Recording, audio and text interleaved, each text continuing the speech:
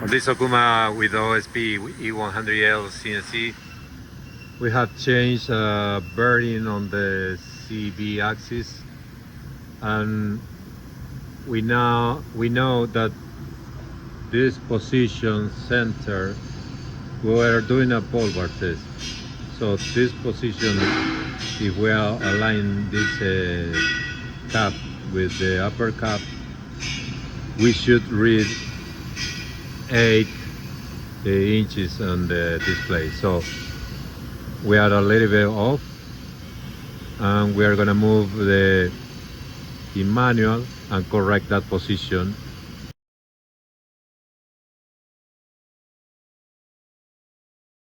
I think we are okay.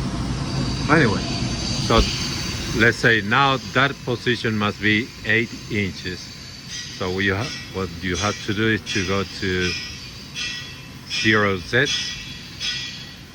with this option, and here in CV we need to read 8 inches here. So we are gonna say calculate F3. This is gonna be 8, and you'll see the CNC is gonna adjust this number to 8 and make the calculation for this parameter or zero offset. So now that is our correction.